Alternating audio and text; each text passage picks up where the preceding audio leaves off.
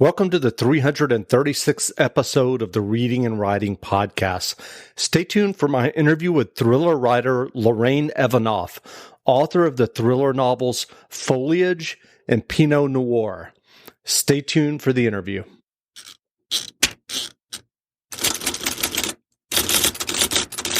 If you're new to audiobooks, they're the perfect way to get more books into your busy life. Listen to audiobooks during your commute, while doing chores, walking the dog, or just relaxing at home. All you need is a smartphone and the free Libro.fm app. If you already love audiobooks and don't know what to listen to next, check out recommendations and curated lists from people who know audiobooks best, your local bookseller. Reading and Writing Podcast special offer: get 2 audiobooks for the price of 1 with your first month of membership with code RWPodcast. That's code RWPodcast for 2 audiobooks for the price of 1 for your first month of membership at Libro.fm. Welcome back to the Reading and Writing Podcast. My guest today is Lorraine Evanoff, author of the new novel Pinot Noir, the second book featuring her character Louise Moscow. Lorraine, welcome to the podcast. Thank you. Well, if someone hasn't heard yet about your new novel, Pinot Noir, how would you describe the novel? I better turn off my texting. The novel is another international banking spy scandal that's based on real events. And then my novels are always kind of historical fiction. And then I do a lot of, I embellish a lot. So it starts out with another banking scandal that's murder this time.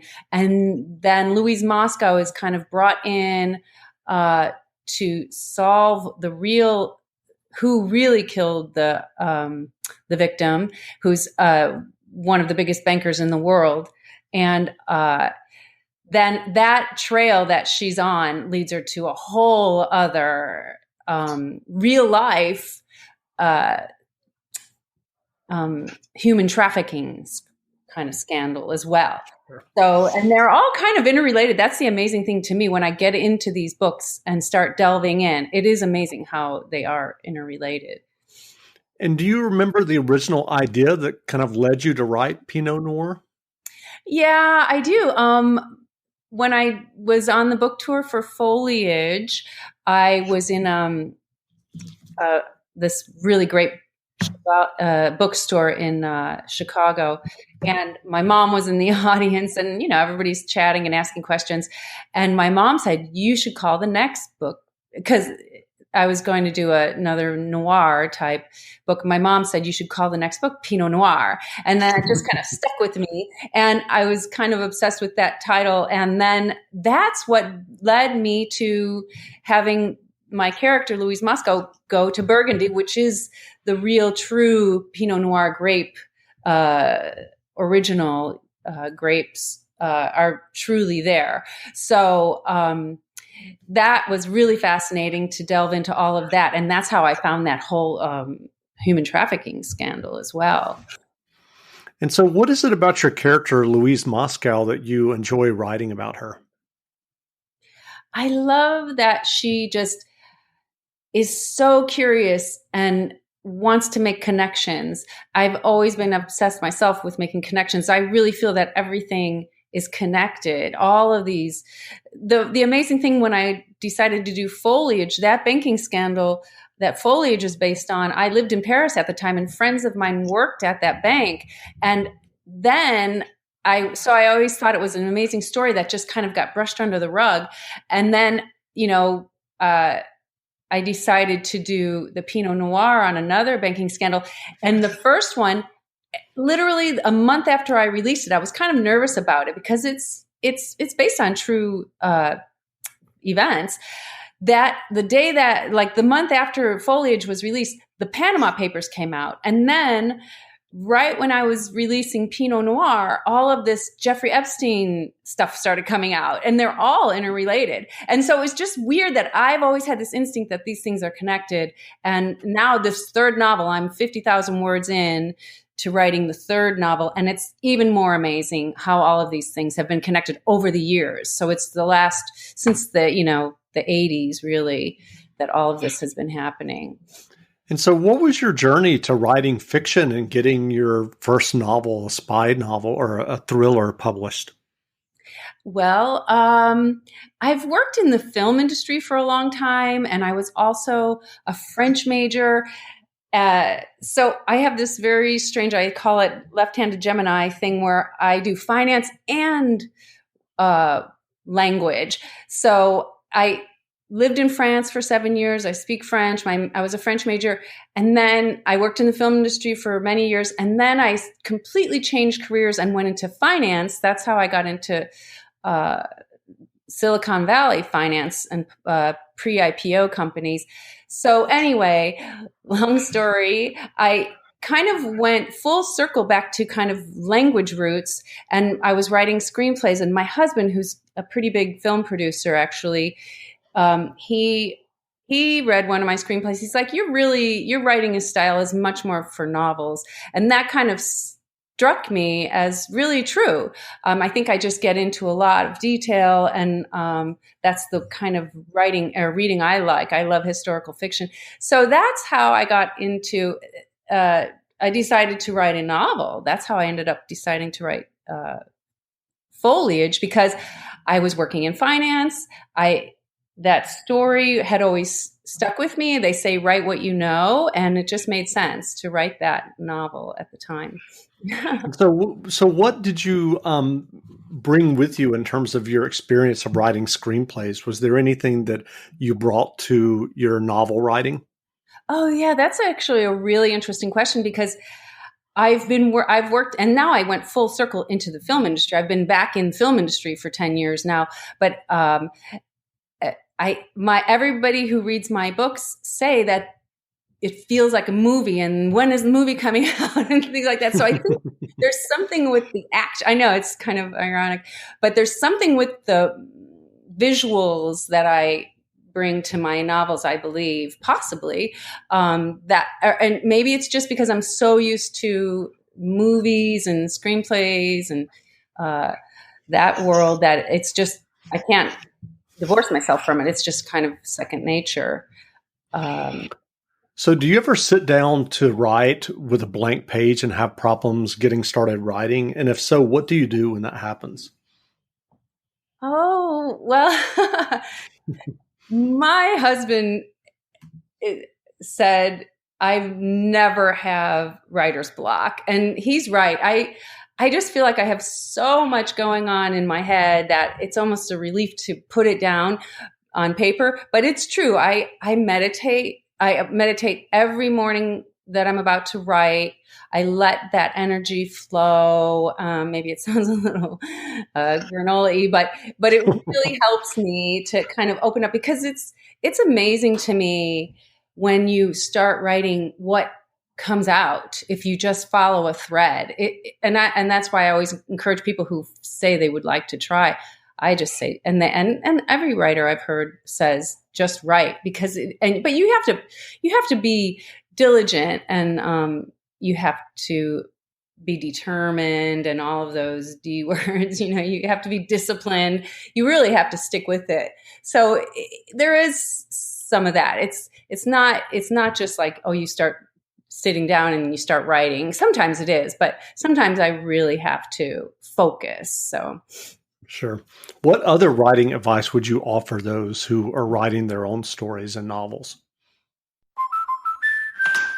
We're always driving to dance lessons. So we signed up for Know Your Drive. We save money and get closer to her dancing dreams. The daring young man on the flying trapeze. Or maybe her singing dreams. Sign up for Know Your Drive and save up to 20%. American Family Insurance. Insure carefully, dream fearlessly. Products not available in every state. Discount terms apply. Visit amfam.com/knowyourdrive for details. American Family Mutual Insurance Company, SI, and its operating company, 6000 American Parkway, Madison, Wisconsin. Oh,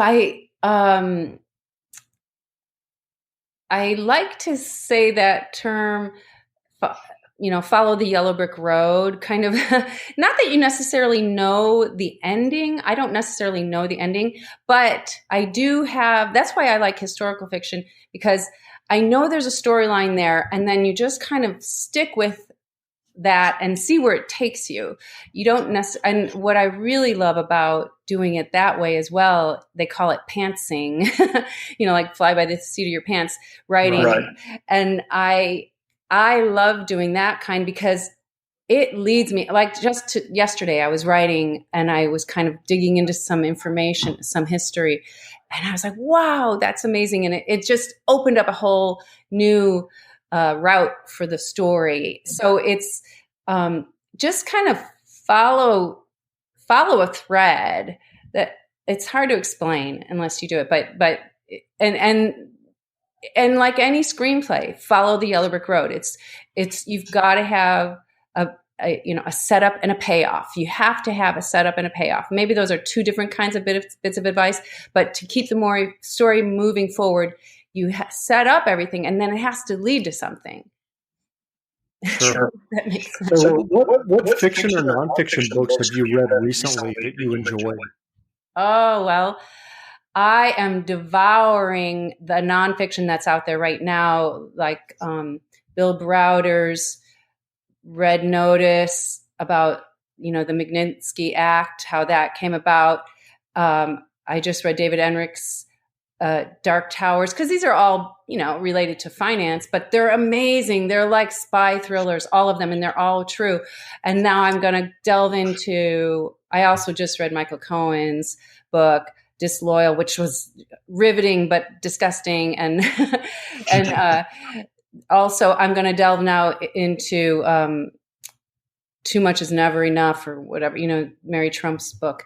And so I read a lot of nonfiction at the same time I'm constantly reading, but that is funny because it's mostly other authors who have me proofread their books, which I love doing as well, because they're great books. I get them before they're released and I help them. I'm really good. They love that I always find a lot of the typos and stuff. And these are very well edited authors, but I'm just that way. I don't know. I can't help myself. So I read a lot of, and I've been reading so in those, I love thrillers. Dominique Piper is great. I think he's based in UK. His novels are wonderful. He has a whole series of the spy thriller.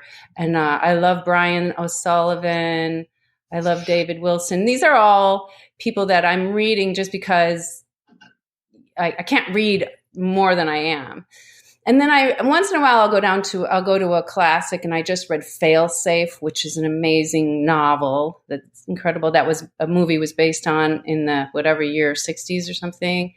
And then I'll read like Ludlum or Dean Koontz, who I adore, and I love his animal characters in Dean Koontz books. So where can people find you online if they want to learn more about you and your novels?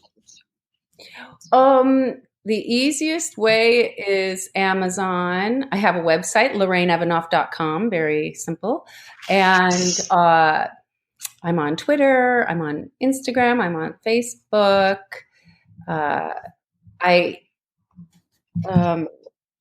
I'm on, Kindle Unlimited and paperback.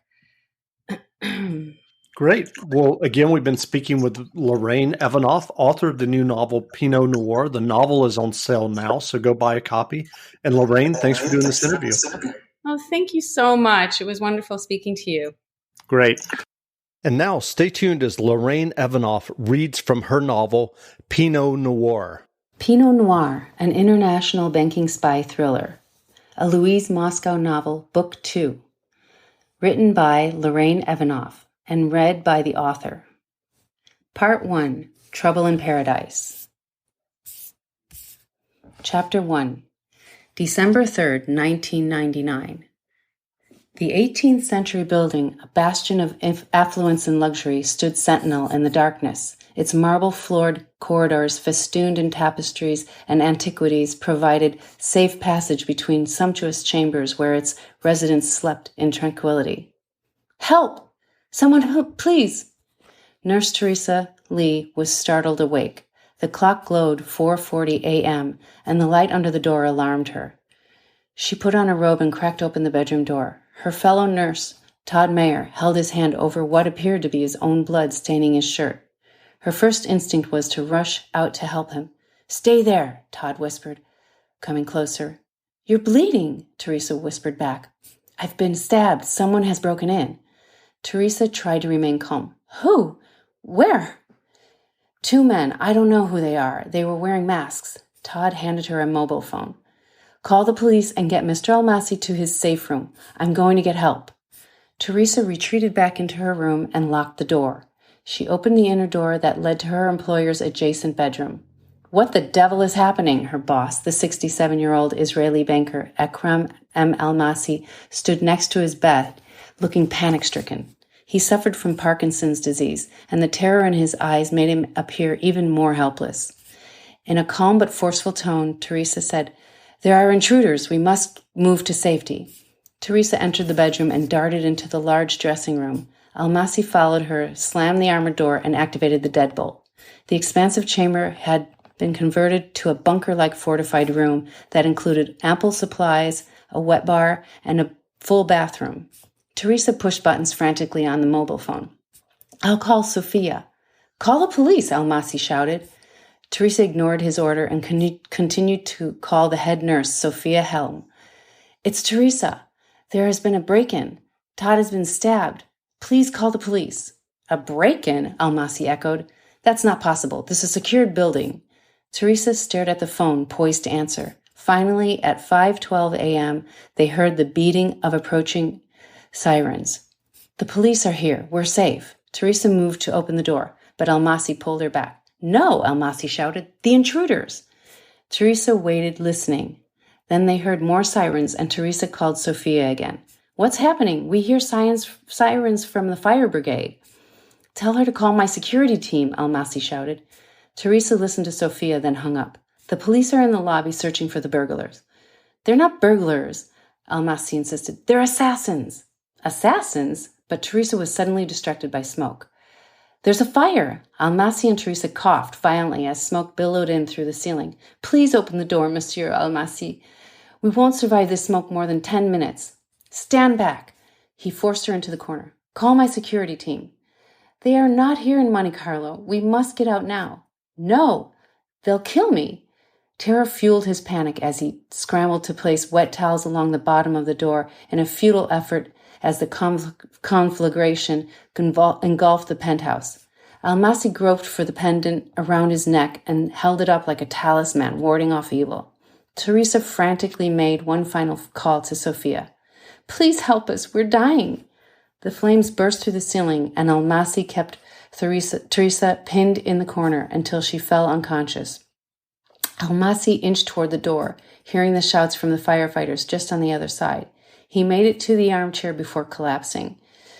The yelling faded as the fire chief moved his team out of the doomed penthouse wing.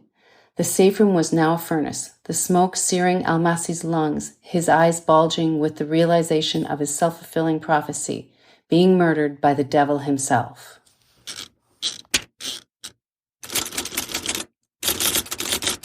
Good afternoon. Would you like to try a free sample of our double fudge brownie? Oh, sure.